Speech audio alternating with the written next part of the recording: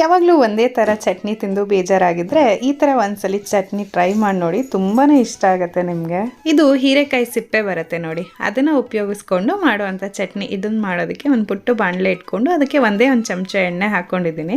ಎಣ್ಣೆ ಕಾದ್ಮೇಲೆ ಕಡಲೆಬೇಳೆ ಎಷ್ಟು ತೊಗೊಂಡಿದ್ದೀವೋ ಅದ್ರ ಅರ್ಧದಷ್ಟು ಉದ್ದಿನಬೇಳೆ, ಸ್ವಲ್ಪ ಸಾಸಿವೆ, ಒಣಮೆಣಸಿನ್ಕಾಯಿ ಇಷ್ಟನ್ನು ಕೆಂಪಾಗೋವರೆಗೂ ಹುರ್ಕೊಳ್ಬೇಕು. ಈಗ ಪೂರ್ತಿ ಕೆಂಪಾಗಿದೆ ಅಂತ ಅಂದಾಗ ಸಿಪ್ಪೆ ತೆಗೆದಿಟ್ಕೊಂಡಿರ್ತೀವಲ್ಲ ಹೀರೆಕಾಯಿ, ಅದನ್ನು ಹಾಕ್ಕೊಂಡು ಪೂರ್ತಿಯಾಗಿ ಬಾಡಿಸ್ಕೊಳ್ಬೇಕು.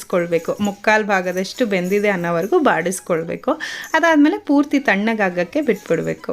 ಪೂರ್ತಿ ತಣ್ಣಗಾದ್ಮೇಲೆ ಈಗ ಹುರ್ಕೊಂಡಿದ್ದಲ್ವಾ ಕಡಲೆಬೇಳೆ, ಉದ್ದಿನಬೇಳೆ, ಅದು ಮತ್ತು ಹೀರೆಕಾಯಿ ಸಿಪ್ಪೆ, ಕಾಯಿ ತುರಿ, ಉಪ್ಪು, ಒಂದು ಸ್ವಲ್ಪ ಹುಣಸೆ ಹಣ್ಣು ಇಷ್ಟನ್ನು ಹಾಕ್ಕೊಂಡು ಒಂದು ಸ್ವಲ್ಪ ನೀರು ಹಾಕ್ಕೊಂಡು ನುಣ್ಣಗೆ ರುಬ್ಕೊಳ್ಬೇಕು.